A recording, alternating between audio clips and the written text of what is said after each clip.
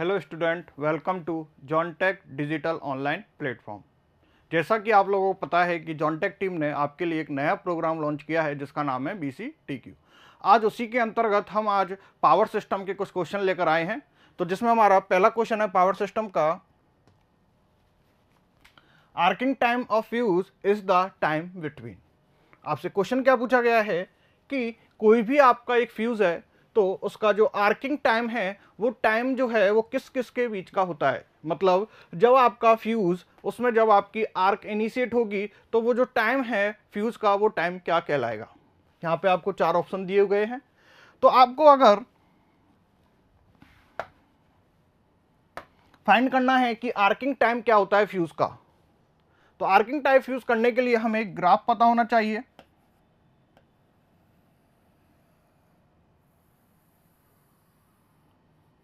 Current और time के बीच, current और टाइम के बीच आपका एक ग्राफ ड्रॉ होता है।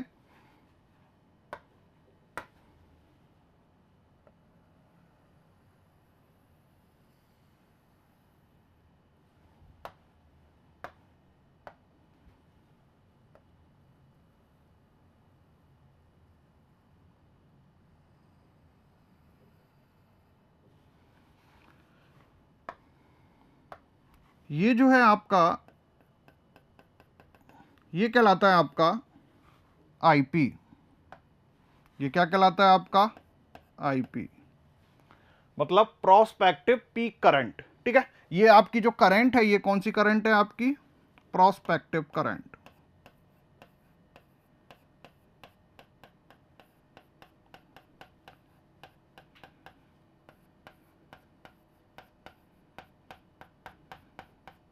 मतलब एक्चुअली आपकी करंट किस तरह से फ्लो होनी चाहिए थी, इस तरह से किसी फ्यूज में।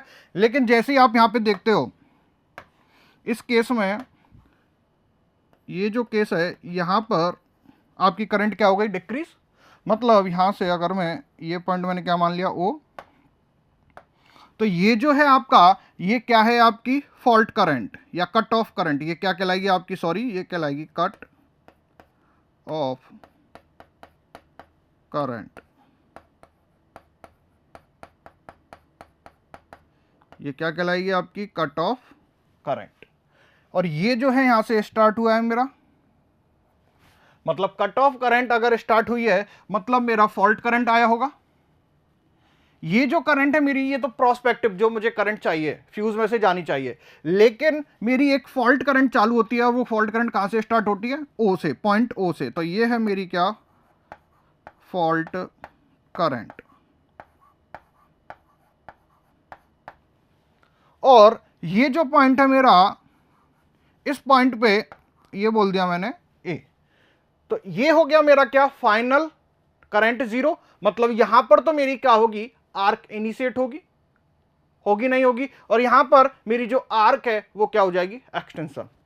मतलब ये जो आपका ग्राफ है ये आपको क्या शो कर रहा है कि एक फ्यूज की कैरेक्टरिस्टिक्स के बारे में। तो यहां पे अगर हम टाइम को डिफाइन करें,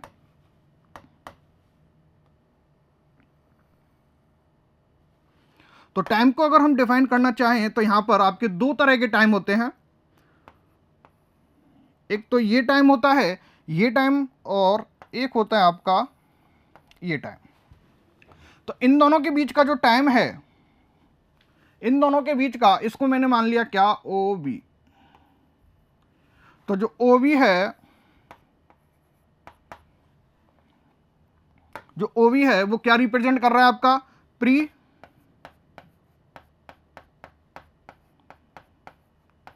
आर्किंग टाइम। इसको मैंने T O P,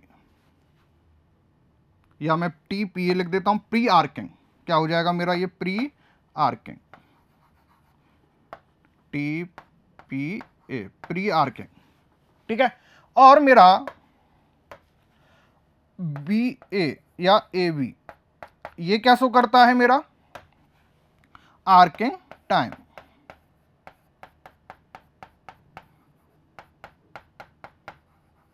arcing time T A. और इन दोनों को मिला के मेरा एक क्या मिल जाता है, एक total time.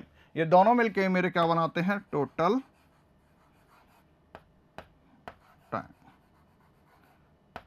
Total operating time. तो यहां से हमें क्या मिला कि जैसे ही मेरी कोई भी फॉल्ट करंट आती है तो धीरे धीरे पहले तो मेरी जो भी प्रोस्पेक्टिव करंट है उसके प्रोपोर्शनल चलती है, लेकिन एक कंडीशन आती है, वहां पर मेरी जो करंट है, वहां पर मेरा जो फ्यूज है वो क्या हो जाता है, कट। मतलब जो करंट है वो कट हो जाती है, जिससे मेरी करंट धीरे धीरे फिर वो क्या हो जाती है, डिक्रीज होने लगती है। तो ये वाला जो टाइम है, ये वाला टाइम मेरा क्या कहलाता है, आर्किंग टाइम, और ये वाला जो टाइम है वो मेरा क्या कहलाता है, प्री आर्किंग टाइम। तो यहां से अगर हम डिफाइन करना चाहें हमारे आर्किंग टाइम को, फ्यूज का जो आर्किंग टाइम है वो क्या होगा आपका, तो मैंने आपको क्या बताया, आर्किंग टाइम ये होता है आपका, मतलब कि आपकी cut off current, cut off current का मतलब क्या है कि आपका अब फ्यूज जो है वो मेल्ट हो चुका है, ठीक है, और धीरे धीरे जिसके कारण आपकी जाने वाली जो करंट है वो क्या हो जाती है, जीरो। तो यहां से अगर हम देखें आर्किंग टाइम जो है फ्यूज का, वो ऐसा टाइम होता है जो कि कट ऑफ और फाइनल आर्क, यहां पर मेरी आर्क क्या हो जाएगी, जीरो, तो cut off and final arc, final current zero, इन दोनों के बीच का जो टाइम है वो मेरा क्या होता है, आर्किंग टाइम। बात समझ में आ रही है? तो आर्किंग जो टाइम होगा आपका फ्यूज का वो क्या हो जाएगा, कट ऑफ और फाइनल जो करंट जीरो है उसके बीच का टाइम आपका क्या कहलाएगा, आर्किंग टाइम, ठीक है। तो ये समझ में आया आपका आर्किंग टाइम और प्री आर्किंग टाइम क्या होता है। चलो अब हम देखते हैं हमारा next question. Fusing factor of a fuse is defined as the ratio of, fusing factor, अगर हम फ्यूजिंग फैक्टर की बात करें,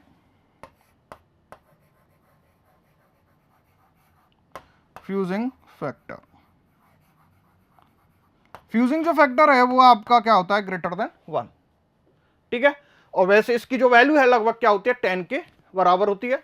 तो यहां पर इसका जो फॉर्मूला होता है आपका फ्यूजिंग करंट का वो क्या होता है, minimum fusing current to the rated carry current, क्या होता है, मिनिमम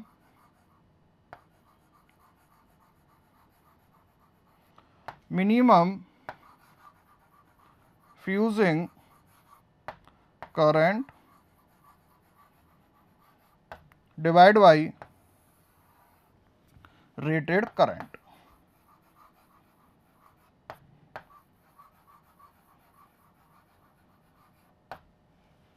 ये आपका फॉर्मूला होता है। तो फ्यूजिंग जो फैक्टर है मेरा वो क्या होगा, maximum fusing current to the prospective current, नहीं,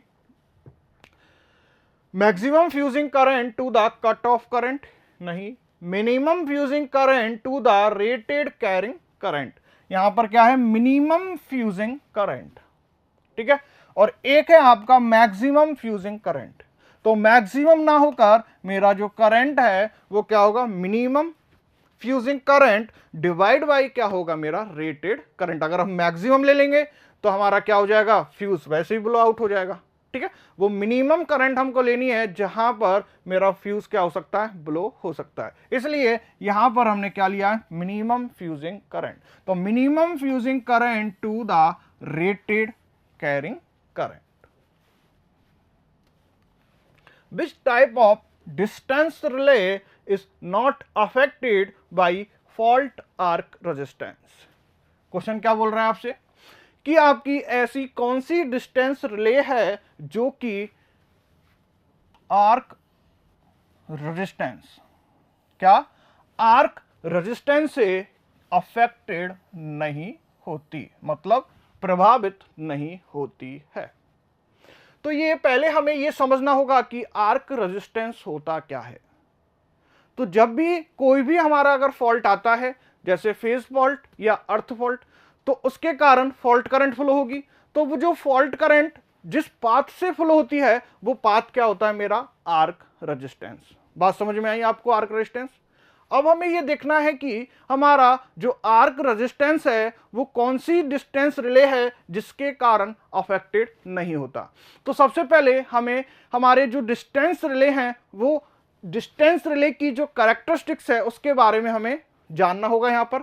तो हमें पता है कि हमारी जो डिस्टेंस रिले हैं वो हमारी 3 टाइप की होती हैं।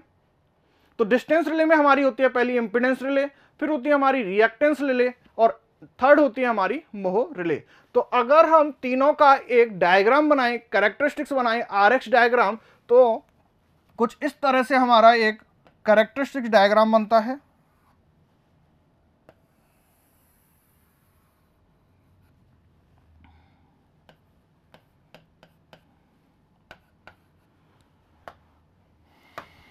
अब अगर हम बात करें किसकी, इंपिडेंस रिले की, तो इंपिडेंस जो रिले होता है,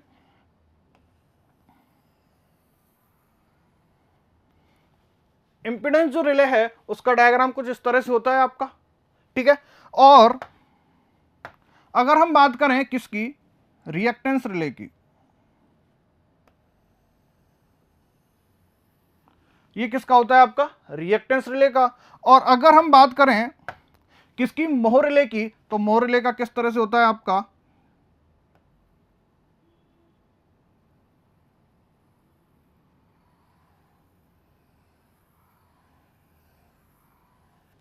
कुछ इसी तरह से होता है मोह रिले का।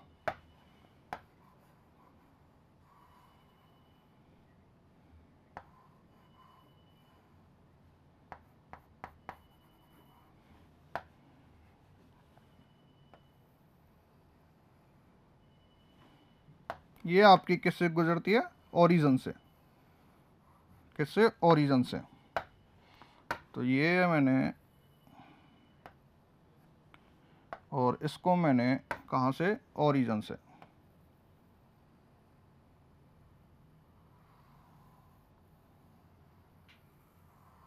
ये हो गई मेरी क्या, मोह रिले की कैरेक्टरिस्टिक्स।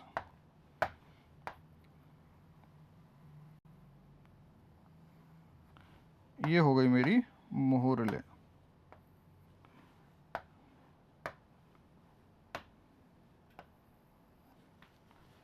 ठीक है। तो अगर हम बात करें हमारे किसकी, आर्क रेजिस्टेंस की, तो आर्क रेजिस्टेंस के लिए हमने क्या लिया कि एक मेरा मान लो यहां पे क्या है, फॉल्ट, ठीक है। इस केस में मेरा यहां पे क्या आ जाता है, फॉल्ट, ठीक है। तो इस फॉल्ट, इसको हम क्या बोलेंगे, ये जो है हमारा, ये क्या हो गया, R1, ठीक है। अब मैंने थोड़ा आगे, अगर मेरा फॉल्ट यहां पे आता है, तो अब मेरा ये जो रेजिस्टेंस है, ये जो रेजिस्टेंस है वो मेरा क्या हो गया, R2, क्या हो गया मेरा ये रेजिस्टेंस, R2। मतलब कि अगर मैं इस तरह से आगे बढ़ता जाता हूं तो मेरे पास क्या बनेगा, R1, R2, R3, इस तरह से मुझे फॉल्ट प्राप्त होता रहेगा। इस कंडीशन पे अगर मुझे फॉल्ट प्राप्त हुआ है तो ये जो पाथ है वो मेरा क्या हो जाएगा, R3, और इस तरह से मेरा क्या हो जाएगा, R4, और सो ऑन। ये होता है आपका आर्क रेजिस्टेंस। बात समझ में आ रही है। मेरे पास यहां पर 3 रिले हैं, ये मेरी रिले हो गई कौन सी, X, मतलब कि कौन सी कहलाएगी ये मेरी रिले, रिएक्टेंस रिले कहलाएगी, नहीं कहलाएगी। ये जो मेरी रिले है वो क्या कहलाएगी, ये रिएक्टेंस रिले। ये मेरी जो रिले है वो क्या है, Z, और ये मेरी जो है वो क्या है, सॉरी ये Z है, और ये मेरी क्या है, मोह रिले। तो अब आपको क्या देखना है डायग्राम में कि ये जो मेरा फॉल्ट आ रहा है, तो यहां पर मेरे क्या मिल रहा है, आर्क रेजिस्टेंस मिल रहा है, R1, R2, R3 and so on. तो सबसे ज्यादा मेरे R1 को इफेक्ट करने वाली रिले कौन सी होगी। अगर R1 की मैं बात करूं तो R1 को सबसे ज्यादा इफेक्ट करने वाली रिले मेरी क्या हो जाएगी, मोह रिले। उसके बाद क्या हो जाएगी मेरी ये इंपिडेंस रिले। ये तो हुई R1 की बात।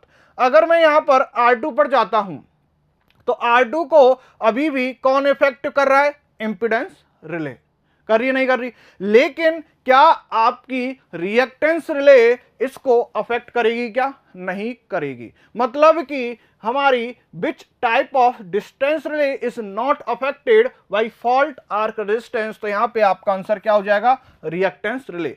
Reactance relay does not affect any arc resistance. देख लो आप, यहां पर अगर मैं बात करता हूं इस सर्कल के अंदर, तो यहां मेरी कौन सी रिले ऑपरेट हो रही है? मोह रिले। अगर मैं यहां पे बात करता हूं तो मेरी कौन सी रिले ऑपरेट हो रही है? Impedance relay. और अगर यहां पे बात करता हूं तो मेरी कोई सी रिले ऑपरेट नहीं हो रही। ठीक है, तो सबसे ज्यादा जो इफेक्ट करेगी मेरी वो कौन सी करेगी, मतलब सबसे कम जो इफेक्ट करेगी कोई भी आर्क रेजिस्टेंस को, वो क्या है? मेरी रिएक्टेंस रिले। तो जो रिएक्टेंस रिले है वो not affected fault arc resistance. बात समझ में आई? तो इस तरह से आप देख सकते हो कि जो फॉल्ट आर्क रेजिस्टेंस है उसको सबसे कम जो अफेक्ट करेगी रिले वो कौन सी होगी? मेरी reactance relay. Next question, power station and substation. क्या बोल रहा है आपसे कि power station and substation are protected against direct stroke of lightning. आपसे क्या बोला गया है कि अगर आपको आपका स्टेशन, पावर स्टेशन या सब स्टेशन, दोनों को अगर हमें प्रोटेक्ट करना है, किसके द्वारा? किससे? लाइटनिंग से। और लाइटनिंग कौन सा? Direct stroke. क्या है आपकी? डायरेक्ट स्ट्रोक लाइटनिंग है। उससे आपको पावर स्टेशन और सब स्टेशन, इनको अगर आपको प्रोटेक्ट करना है तो आप इन चारों में से कौन सा इंस्ट्रूमेंट का यूज करोगे? तो अगर हम बात करें, दो तरह के प्रोटेक्शन की हम यहां पे बात करेंगे। एक तो आपके सब स्टेशन हो गए, पावर हो गया, सब स्टेशन हो गए, एक आपकी हो गई ट्रांसमिशन लाइन, और एक हो गए आपके इक्विपमेंट। ठीक है, तो अगर हम बात करें transmission line,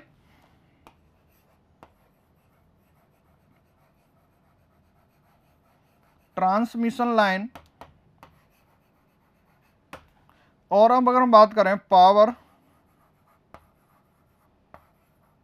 station and sub station,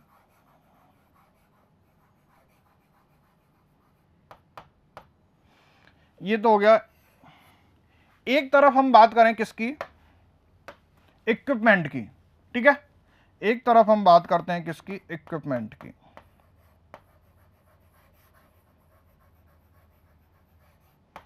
जो भी हम इक्विपमेंट यूज करते हैं, तो दो चीज का हमें प्रोटेक्शन करना है। फर्स्ट हमें प्रोटेक्ट करना है ट्रांसमिशन लाइन को, पावर स्टेशन को और सब स्टेशन को। और सेकंड हमें हमारे जो इक्विपमेंट हैं, जैसे कि हमारा इंसुलेटर हो गया, बुशिंग हो गई, हमारी ट्रांसफार्मर की बुशिंग हो गई, तो इंसुलेटर हो गई, उनकी डिस्क हो गई, उसको हमें प्रोटेक्ट करना है। तो यहां पर आपसे क्या पूछा गया है? पावर स्टेशन और सब स्टेशन को किसके द्वारा हमें प्रोटेक्ट करना है? तो जब भी आपकी ट्रांसमिशन लाइन हो या पावर स्टेशन हो या सब स्टेशन हो, इनको अगर आपको प्रोटेक्ट करना है, protect from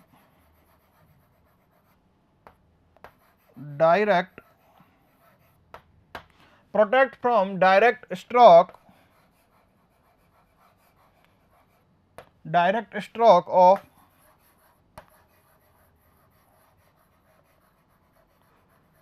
stroke of lightning by using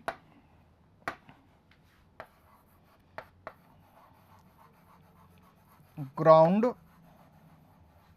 wire. बात समझ में आ रही है? और अगर हमें इक्विपमेंट को प्रोटेक्ट करना है, तो उसके लिए हम क्या यूज करते हैं? Rod gap, arcing horn. तो आपको यह ध्यान रखना है कि अगर आपसे पूछा गया है कि अगर मुझे ट्रांसमिशन लाइन या पावर स्टेशन या सब स्टेशन को प्रोटेक्ट करना है डायरेक्ट लाइटनिंग स्ट्रोक से, तो मुझे क्या यूज करना पड़ेगा? Ground wire. तो यहां पे आपका जो आंसर है वो क्या जाएगा? Overhead ground wire. क्या आ जाएगा आपका आंसर? Overhead ground wire. और ये जो आपके ऑप्शन होंगे, रॉड गैप अरेस्टर और हॉर्न गैप अरेस्टर, ये किसके लिए काम आएंगे? आपके इक्विपमेंट। किसके लिए काम आएंगे? आपके इक्विपमेंट के लिए। और जो आपका रॉड गैप अरेस्टर होता है, ये क्या होता है? आपका बैकअप प्रोटेक्शन। Backup protection. आपको पता है कि आपके जो लाइटनिंग अरेस्टर होते हैं, क्या लाइटनिंग जो अरेस्टर होते हैं वो क्या करते हैं, सर्ज जो होती है उसको क्या करते हैं, वो ग्राउंड करते हैं। और मेनली जो हमें उससे प्रोटेक्ट करना होता है वो क्या करना होता है, ट्रांसफार्मर। बाय द वे, अगर आपका कभी भी लाइटनिंग अरेस्टर फेल हो जाता है देन आपका जो काम आता है अरेस्टर वो है रॉड गैप अरेस्टर। इसलिए हमने इसको एक और नाम दे दिया बैकअप प्रोटेक्शन। तो ट्रांसफार्मर की अगर मुझे बुशिंग को प्रोटेक्ट करना होता है या ट्रांसफार्मर को अगर मुझे प्रोटेक्ट करना होता है तो मैं क्या यूज करता हूं, लाइटनिंग अरेस्टर। यदि मेरा लाइटनिंग अरेस्टर फेल हो जाता है किसी भी कारण से, रीजन से, तो मैं क्या यूज करता हूं वहां पर, रॉड गैप अरेस्टर। इसलिए मैंने इसका नाम क्या बोल दिया, बैकअप प्रोटेक्शन। तो आपसे क्वेश्चन में क्या पूछा गया है फिलहाल कि जो पावर स्टेशन है, सब स्टेशन है, या मैं बोलूं ट्रांसमिशन लाइन, ठीक है, तो उन सबको प्रोटेक्ट अगर मुझे करना है लाइटनिंग सर्ज से और डायरेक्ट स्ट्रोक से तो मैं क्या यूज करूंगा, overhead ground wire. Next question, lightning arrester is also known as. आपसे पूछा गया है यहां पर कि जो लाइटनिंग अरेस्टर होते हैं आपके वो क्या कहलाते हैं। तो सबसे पहले हमें यह पता होना चाहिए कि लाइटनिंग अरेस्टर होते क्या हैं। आपको पता होगा कि जब बिजली चमकती है हमारे तो क्या होता है कि हाई वोल्टेज जो है वो ट्रेवल करने लग जाता है हमारी ट्रांसमिशन लाइन पर, ठीक है। तो उसको प्रोटेक्ट करने के लिए हम क्या यूज करते हैं, लाइटनिंग अरेस्टर। मेनली हम जो भी इक्विपमेंट हमें प्रोटेक्ट करना है लाइटनिंग अरेस्टर के द्वारा, उस लाइटनिंग अरेस्टर को हम उस इक्विपमेंट के पैरेलल में लगा देते हैं और साथ में लाइटनिंग अरेस्टर को हम क्या क्या कर देते हैं, ग्राउंड, जिससे वो सारा का सारा जो सर्ज होता है वो लाइटनिंग अरेस्टर के थ्रू किस में चला जाता है, ग्राउंड में। लाइटनिंग अरेस्टर आपके मेनली 3 टाइप के होते हैं, एक तो एक्सप्लोजन टाइप, एक होता है आपका मेटल ऑक्साइड और एक होता है आपका वेल्व टाइप, जिसको हम क्या बोल सकते हैं, नॉन लीनियर रेजिस्टेंस। बात समझ में आ रही है कि जो आपके लाइटनिंग अरेस्टर है वो 3 टाइप के होते हैं। एक तो होता है आपका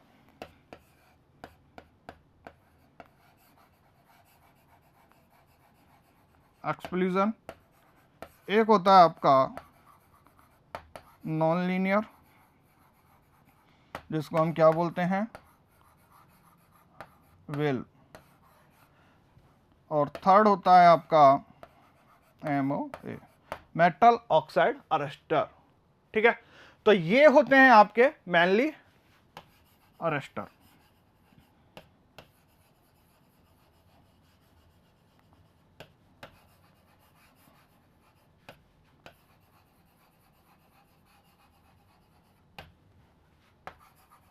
मेटल ऑक्साइड अरेस्टर।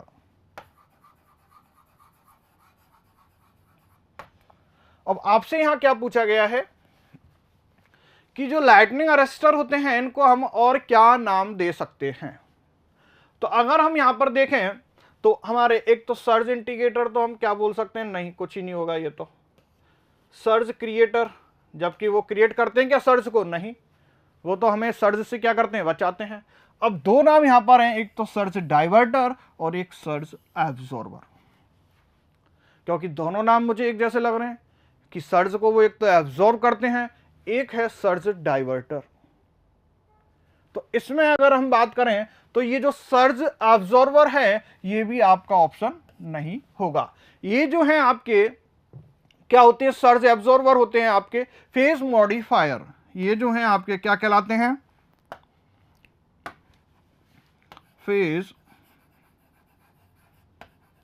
मॉडिफायर। जो आपके लाइटनिंग अरेस्टर होते हैं मेनली उनका काम क्या होता है, सर्ज को डाइवर्ट करना होता है, नहीं होता, वो ग्राउंड में जो है सर्ज को क्या कर देते हैं, डाइवर्ट। इसलिए मैंने क्या बोल सकता हूं कि जो लाइटनिंग अरेस्टर हैं वो आपके क्या कहला सकते हैं, सर्ज डाइवर्टर, ठीक है। तो आपके मेनली 3 टाइप के सर्ज अरेस्टर होते हैं जिसमें आपको ये पता होना चाहिए, एक्सप्लोजन टाइप, नॉन लीनियर या वेल्व टाइप, और एक होता है आपका मेटल ऑक्साइड अरेस्टर, ठीक है। नेक्स्ट क्वेश्चन, ए मोहर रिले। आपसे पूछा गया है कि मोहर रिले क्या होती है, voltage restraint directional relay, voltage control over current relay, direction restraint over current relay, directional restraint over voltage relay. तो इसके लिए हमें एक टॉर्क की इक्वेशन आनी चाहिए, T is equal to K1 I square plus K2 V square plus K3 VI cos of theta minus tau plus K4। तो ये डिपेंड होता है कि कौन सा टर्म हमारी K1 K2 K3, इनका मतलब क्या है। ये तो हमें बताती है किसके बारे में, डिफ्लेक्शन के बारे में, ठीक है।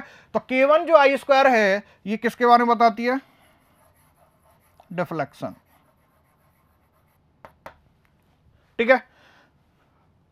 K2 बी स्क्वायर ये बताती है रिस्ट्रेन के बारे में,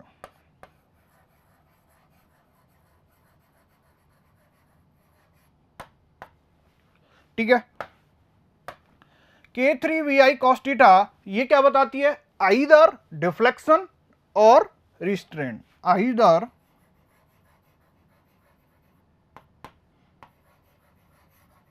डिफ्लेक्शन और रिस्ट्रेन, और ये है आपका कांस्टेंट। अब बात करते हैं, अगर हम फर्स्ट रिले हमारी क्या है, impedance relay.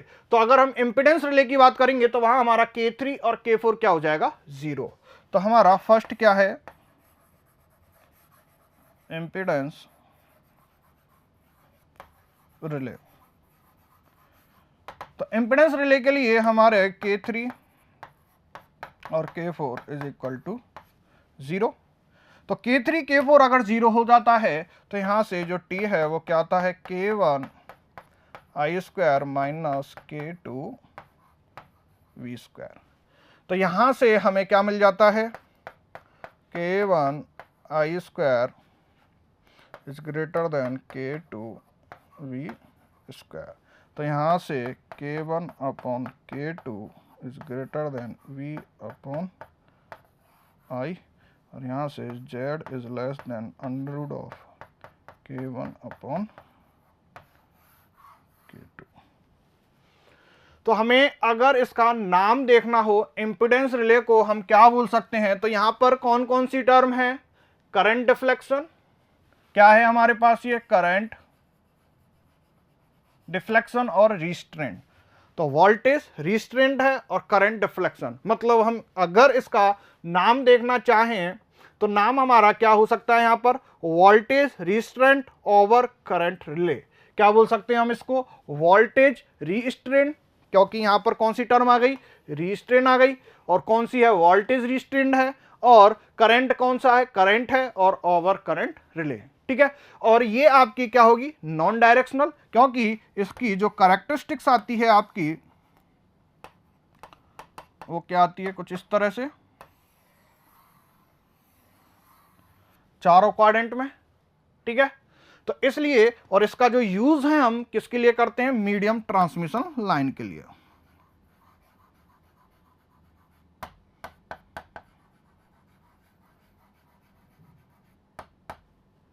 Medium transmission line के लिए, क्योंकि इसका जो एरिया है वो क्या है, मीडियम, ठीक है। तो यहां से अगर हम इंपेडेंस रिले का नाम लिखना चाहें तो क्या हो जाएगा, voltage restraint over current relay, ठीक है। सेकंड हमारी जो रिले है वो क्या हो जाएगी, रिएक्टेंस रिले,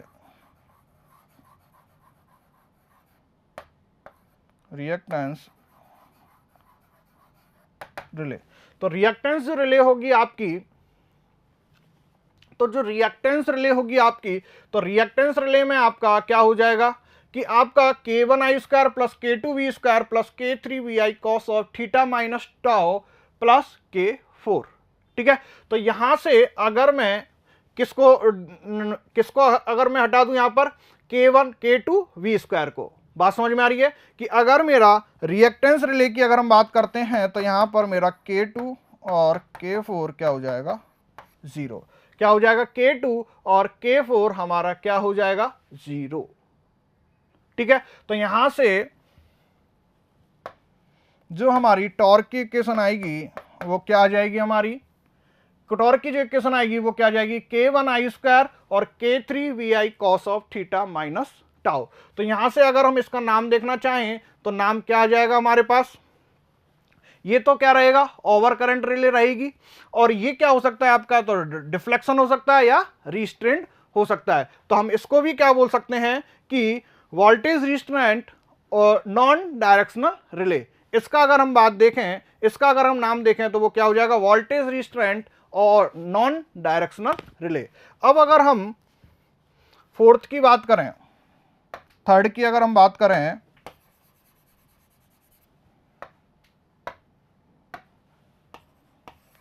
वो है आपका एडमिटेंस रिले। क्या है आपकी, एडमिटेंस रिले। तो इसके लिए हमारा क्या हो जाएगा, K1 0 हो जाएगा और K4 0 हो जाएगा। तो हमारे पास टॉर्क की इक्वेशन क्या बचेगी, K3 vi cos of theta minus tau minus क्या हो जाएगा, K2 v²,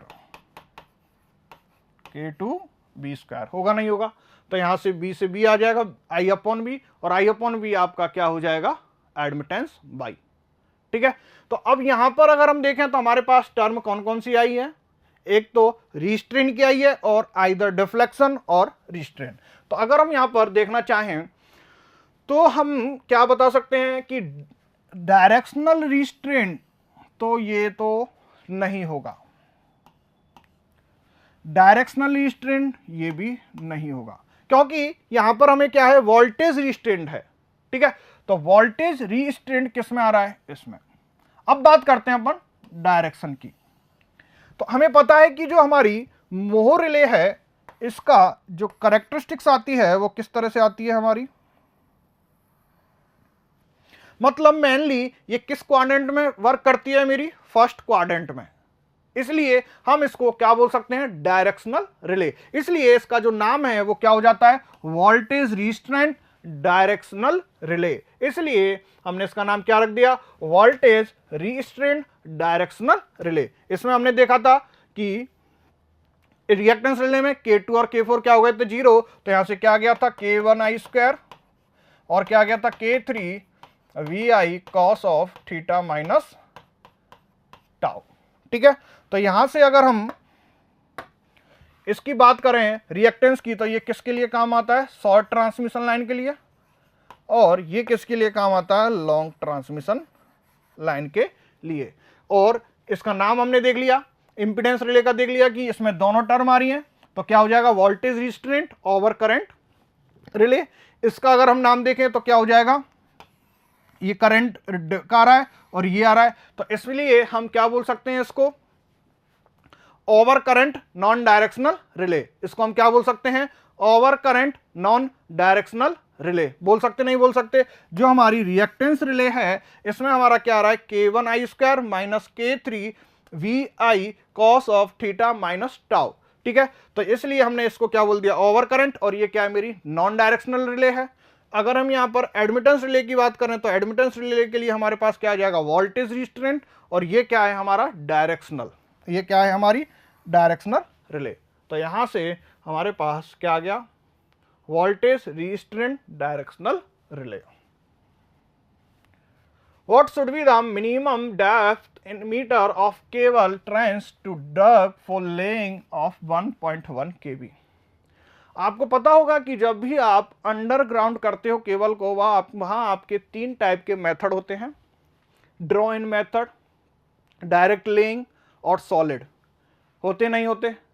तो यहां पर आपसे पूछा गया है कि अगर आप 1.1 kV की अगर कोई भी लाइन है उसको अगर आप ट्रेंच करते हो तो आपको कितनी डेप्थ की रिक्वायरमेंट होगी। तो यहां पर अगर हम बात करें कि अगर हमारी कोई भी केबल है और वो बिलो है 1.1 kV, क्या है वो बिलो है 1.1 kV, तो उसके लिए जो चाहिए हमें वो कितना चाहिए, 0.5 मीटर प्लस में क्या होगा, उसकी complete radius,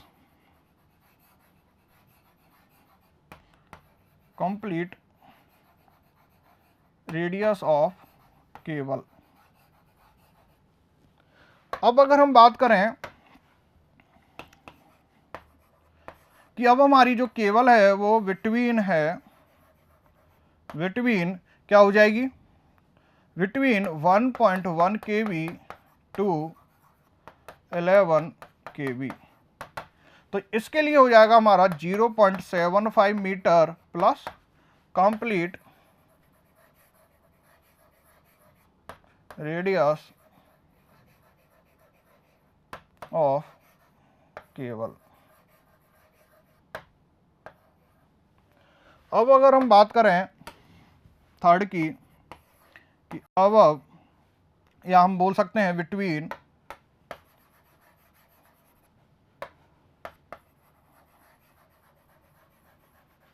between 22 kV to 33 kV।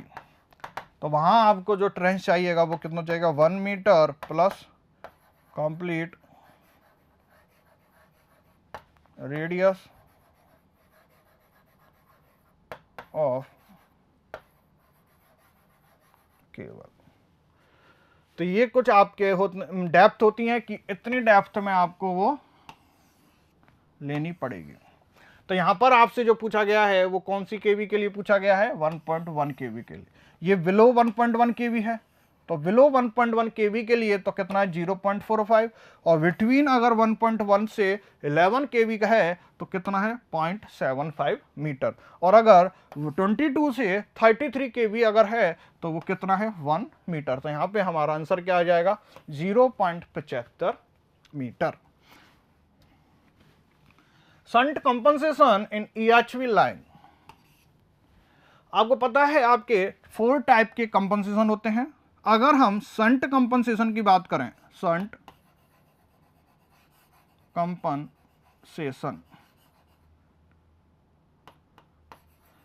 Compensation में हम 2 टाइप के कंपनसेशन कर सकते हैं, एक तो C के द्वारा और एक L के द्वारा। ऐसे ही अगर हम किधर देखें, series compensation,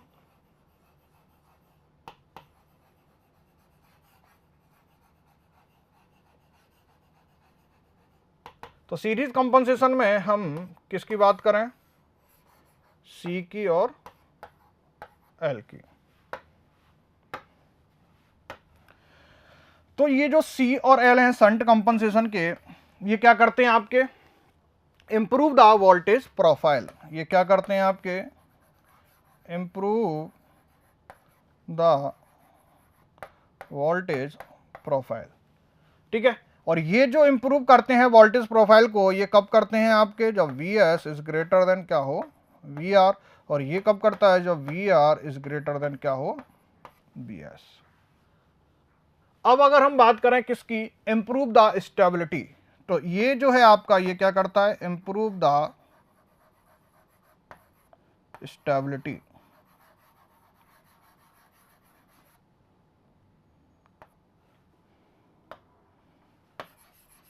improve the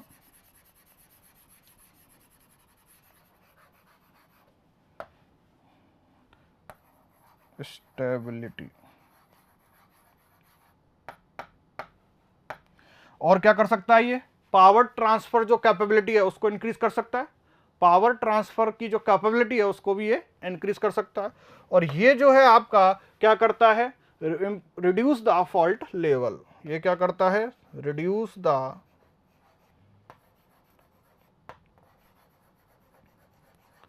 fault level. तो यहां पे अगर हम बात करें शंट कंपनसेशन की, तो शंट कंपनसेशन में हमारा इंप्रूव द स्टेबिलिटी क्या होता है, सीरीज कंपनसेशन में, कि हम अगर क्या करें, P बराबर क्या होता है EB अपॉन X, तो X के साथ हम प्लस कुछ भी कर सकते हैं L या C, तो हमारा ओवरऑल जो X है वो क्या हो जाएगा, इंक्रीज होगा, नहीं होगा।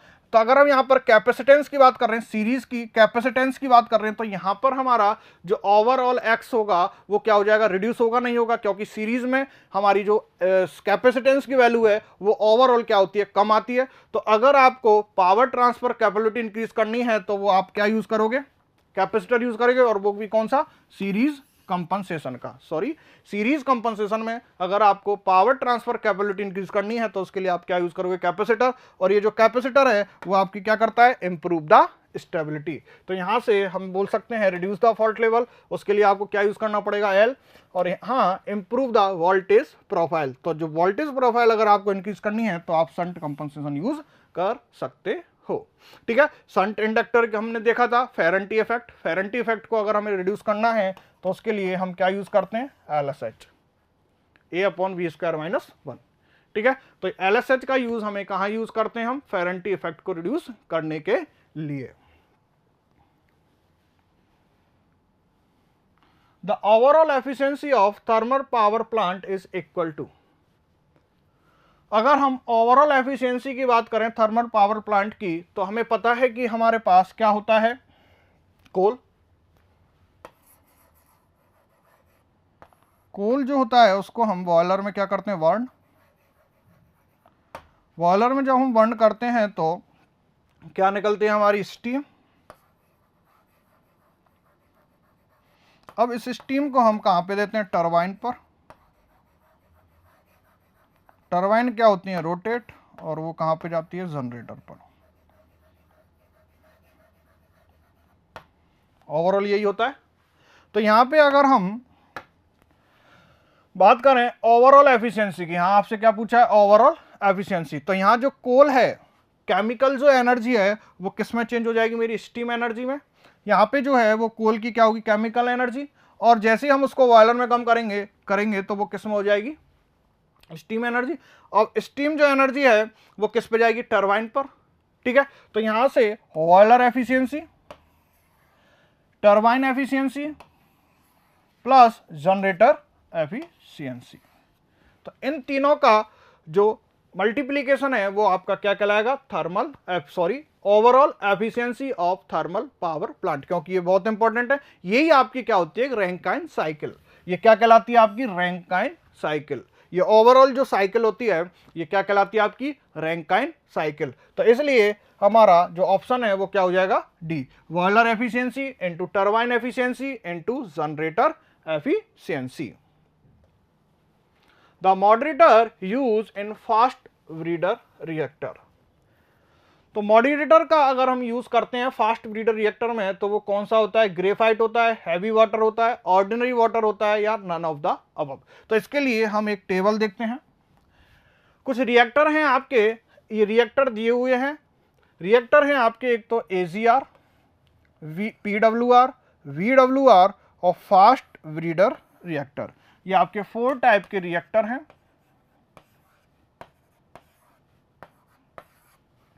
इसमें अगर हम बात करें किसकी, कूलेंट की और मॉडरेटर की, आपसे क्वेश्चन पूछ लिया जाता है एग्जाम में बेसिकली।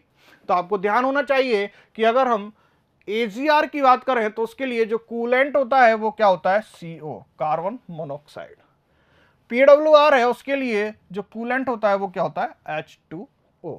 ठीक है, ये इसके लिए एनरिच यूरेनियम यूज होता है। VWR के लिए जो है H2O। ठीक है, और फास्ट ब्रीडर रिएक्टर के लिए क्या होता है, सोडियम। क्या होता है ये, सोडियम। क्या होता है आपका, सोडियम। ये तो हो गई कूलेंट की बात। अगर मॉडरेटर की बात करें तो AGR के लिए मॉडरेटर होता है आपका ग्रेफाइट। PWR की बात करें तो वहां आपका क्या हो जाता है, H2O। VWR की बात करें तो वहां भी आपका क्या हो जाता है, H2O। लेकिन अगर फास्ट ब्रीडर रिएक्टर की बात करें तो वहां आपका कोई भी मॉडरेटर यूज नहीं होता है। तो जो फास्ट ब्रीडर रिएक्टर है उसमें आपका कोई भी मॉडरेटर यूज नहीं होता है। ओनली इसमें आपका क्या यूज होता है, कूलेंट, और वो क्या है आपका, सोडियम। तो आपसे डायरेक्ट पूछ ले जाते हैं तो आपको ये ध्यान रखना होगा कि अगर VWR की बात करें तो हमारे दोनों कूलेंट और मॉडरेटर दोनों सेम है। PWR की बात करें तो कूलेंट और मॉडरेटर दोनों सेम है। अगर AGR की बात करें तो AGR में हमारे CO और ग्रेफाइट, और अगर इसमें हम बात करें तो इसमें हमारे क्या हो गए, सोडियम और नन। तो इस तरह से अगर हमसे मॉडरेटर पूछा है किसका, फास्ट ब्रीडर रिएक्टर का, तो इसका आंसर क्या आ जाएगा आपका, none of the above.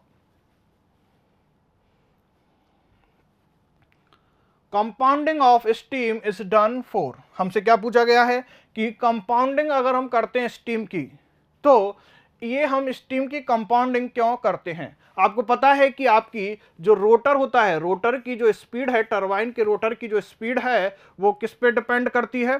Steam की वेलोसिटी पर। अगर हमारा स्टीम एक सिंगल स्टेज से अगर हम निकालते हैं तो उसकी जो स्पीड, उसकी जो वेलोसिटी होगी वो मल्टी स्टेज से क्या होगी? ज़्यादा होगी। तो हो सकता है कि मेरी जो ब्लेड हैं वो क्या हो जाए? टूट जाए, क्योंकि मेरी जो रोटर की स्पीड होती है वो डायरेक्टली प्रोपोर्शनल होती है स्टीम की वेलोसिटी के। इसलिए हम क्या करते हैं? डिफरेंट डिफरेंट स्टेज लेते हैं, जिसके कारण मेरी जो स्टीम है उसकी जो वेलोसिटी है वो क्या हो जाए? As compare to single stage क्या हो जाए? कम हो जाए, जिसके कारण मेरी जो रोटर की स्पीड है वो भी क्या हो जाएगी? रिड्यूस। तो यहां से हम ये बोल सकते हैं कि हम कंपाउंडिंग जो करते हैं स्टीम की वो किसके कारण करते हैं? Reducing the rotor speed. ठीक है, बात समझ में आई? इसलिए हम उसको मल्टी स्टेज में लेते हैं, हम उसे सिंगल स्टेज में यूज नहीं करते हैं। A utility offer two tariff for monthly billing ₹2.5 per unit, ₹200 plus ₹1.75 per unit. At what consumption level is tariff? First हमें क्या दिया है? Prefer level. मतलब आपसे पूछा गया है कि आपका कितना कंजम्पशन होगा यूनिट का। ठीक है, और फर्स्ट आपको प्रेफर करना है। तो अगर हम मान लें कि जो यूनिट है वो x हमने यूनिट मान ली, ठीक है, कितनी यूनिट हमने कंज्यूम की उनको हमने क्या मान लिया? x। तो अगर हम 2.5 इंटू एक्स, हमने क्या किया? 2.5 into x is less then, ये तो लेस देन होगा ही क्योंकि ये ओवरऑल क्या है? ज्यादा होगा, ₹200 प्लस ये क्या हो जाएगा? ₹1.75 इंटू एक्स। तो यहां से 2.5x is less then 200 plus 1.75x। तो यहां से अगर हम इसको सॉल्व करना चाहें तो 2.5 माइनस 1.75 ये क्या हो जाएगा? 0.75x is less then 200। तो यहां से x इज लेस देन क्या हो जाएगा? 200 डिवाइड बाई 0.75, ये आ गया आपका 266.67। तो आपकी जो कंजम्पशन होगा यूनिट का वो 267 से क्या होगी? बिलो कंजम्पशन होता है। In India, the tariff for charging the consumer for consumption of electricity is based on, आपको पता है कि डिफरेंट डिफरेंट टाइप के आपके क्या होते हैं? टैरिफ होते हैं। फ्लैट डिमांड रेट होता है आपका, स्ट्रीट मीटर रेट होता है, ब्लॉक मीटर रेट होता है आपका, ठीक है, फिर आता है आपका 2 पार्ट टैरिफ, फिर आता है आपका 3 पार्ट टैरिफ। ठीक है, फ्लैट डिमांड रेट की अगर हम बात करें तो वो क्या होता है आपका? एग्रीकल्चर के लिए होता है, नहीं होता, और उसमें हम क्या यूज करते हैं? कितनी आपने एनर्जी कंज्यूम की है। ठीक है, फिर आपका आ जाता है स्ट्रीट मीटर रेट। ठीक है, फिर आ जाता है आपका block metre rate. Block metre rate क्या होता है? स्ट्रीट मीटर का ही वर्जन होता है। ब्लॉक मीटर रेट में हम क्या करते हैं कि जो ब्लॉक मीटर रेट है उसमें हम क्या करते हैं कि डिफरेंट डिफरेंट हमने लेवल बना दिए, 3 लेवल बना दिए कि आपने अब अगर आप यूनिट इतनी यूज करते हो तो यहां पर आपका बिल हाई आएगा। धीरे धीरे आपने यूनिट जितनी आप डिमांड के ऊपर है कि मान लो आपने पहले डिमांड में यूज की तो उस टाइम आपका बिल हाई आया, फिर उसी दिन आपने उस टाइम उसमें क्या हो जाएगा? आपका बिल लो हो जाएगा, फिर और लो हो जाएगा बिल। मतलब 3 पार्ट में हमने डिवाइड किया ब्लॉक मीटर रेट को। ठीक है, लेकिन हमारी जो इंडिया है, इंडिया में जो टैरिफ होता है वो किसके अकॉर्डिंग आता है? Reverse from the block metre rate. इसमें क्या होता है कि जितनी आप ज्यादा कंज्यूम करोगे एनर्जी उतनी ही ज्यादा आपको क्या मिलेगी? यूनिट मिलेगी, सॉरी, उतना ही आपकी जो टैरिफ है वो उतना ही आएगा जितना आप एनर्जी कंज्यूम करते हो। तो यही चलता है हमारे यहां पर कि जितनी हम एनर्जी कंज्यूम करते हैं उतना ही हमारा क्या आता है? टैरिफ। तो ये रिवर्स है किसका? ब्लॉक मीटर रेट का। ब्लॉक मीटर रेट में क्या था कि हमने उसको 3 पार्ट में डिवाइड किया हुआ था, एक तो हाई टैरिफ, फिर एक लो टैरिफ और एक मॉडरेट टैरिफ। लेकिन यहां पर हमने उसका क्या किया? रिवर्स किया। रिवर्स करने से क्या हुआ कि जितनी आपने एनर्जी को कंज्यूम किया उतना ही आपका टैरिफ आएगा। नहीं तो आपकी जो टोटल जो टैरिफ होता है वो किस किस से मिलकर बना होता है? कितनी आपकी मैक्सिमम डिमांड है, कितनी आपने एनर्जी कंज्यूम की, और कुछ फिक्स कॉस्ट, ये आपकी टोटल टैरिफ होती है।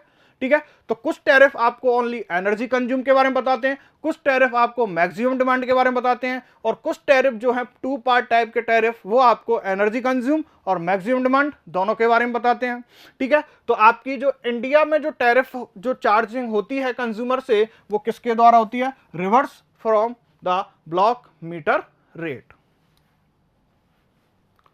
A surge impedance loading magnitude of sending and receiving end voltage are। तो सबसे पहले हमें यह समझना होगा कि सर्ज इंपीडेंस लोडिंग क्या होती है। सर्ज इंपीडेंस लोडिंग क्या होती है कि इस लोडिंग के द्वारा आपका जो कंपनसेशन होता है, इंटरफेरेंस होता है ड्यू टू द इंडक्टर और कैपेसिटेंस, वो क्या हो जाता है, कंपनसेट हो जाता है, मतलब इक्वल। अगर हम बात करें कि एक इंडक्टर की अगर हम बात करें तो इंडक्टर हमें क्या करेगा, रिएक्टिव पावर को एब्जॉर्ब करेगा, और अगर हम कैपेसिटर की बात करें तो कैपेसिटर रिएक्टिव पावर क्या करेगा, देगा। दोनों को अगर हम इक्वल कर दें तो यही आपकी क्या होती है, SIL। मतलब कि अगर इंडक्टर की बात करें तो इंडक्टर क्या करेगा, एब्जॉर्ब, Q बराबर V स्क्वायर ओमेगा L, और जो कैपेसिटर है वो क्या करेगा, जनरेट करेगा, reactive power QC is equal to I square omega C। अब हमने क्या किया कि SIL जो होता है उस टाइम हमारा क्या हो जाता है, QA at SIL condition QA is equal to क्या हो गया, QC। तो यहां से आपका V square omega L is equal to I square omega C। तो यहां से क्या हो जाएगा आपका, ओमेगा से ओमेगा कैंसिल आउट, और V upon I is equal to root L upon C। तो ये क्या हो गया आपका surge impedance loading, ZS is equal to root L by C। बात समझ में आई। तो ये होती है आपकी सर्ज इंपीडेंस लोडिंग। तो सर्ज इंपीडेंस लोडिंग का मतलब यही होता है कि आपकी जो रिएक्टिव पावर कंपनसेशन इफेक्ट है वो क्या हो गया, रिड्यूस हो गया, नेग्लेक्ट हो गया, खत्म हो गया। और वो कैसे हुआ कि जब हमने दोनों रिएक्टिव पावर को क्या कर दिया, इक्वल, एक तो एब्जॉर्ब और एक जनरेट। मतलब हम ये बोल सकते हैं कि इसके कारण हमारी जो सेंडिंग एंड वोल्टेज होगा और रिसीविंग एंड वोल्टेज होगा वो दोनों क्या होंगे, इक्वल। तो a surge impedance loading magnitude of sending and receiving end voltage, magnitude of sending and receiving end voltage are, sending end voltage is greater than receiving end voltage, ये नहीं होगा, receiving end voltage is equal than sending end voltage, तो ये आपका क्या हो जाएगा, B answer हो जाएगा। मतलब कि आपके सेंडिंग एंड वोल्टेज और रिसीविंग एंड वोल्टेज दोनों क्या हो जाएंगे, इक्वल, क्योंकि आपका सब कुछ खत्म हो गया, दोनों हमने क्या कर दिए, इक्वल। जितनी आपको रिएक्टिव पावर चाहिए उतनी आपने रिएक्टिव पावर जनरेट कर दी, तो दोनों क्या हो गए, कंपनसेट हो गए, जिसके कारण हमने बोल दिया कि mod of VS is equal to mod of VR। Next question, for reducing tower footing resistance it is better to employ. अगर हमें टावर फुटिंग रेजिस्टेंस को रिड्यूस करना है, क्या, अगर हमें टावर फुटिंग रेजिस्टेंस को यूज करना है तो उसके लिए हम क्या यूज करते हैं, ground rod and counterpoise. ठीक है, तो हमें अगर टावर फुटिंग रेजिस्टेंस को अगर रिड्यूस करना है तो उसके लिए आप क्या यूज करोगे, ground rod and counterpoise. इस तरह से आज का हमारा जो BCTU प्रोग्राम है वो यहीं पर द एंड होता है। Thank you all of you.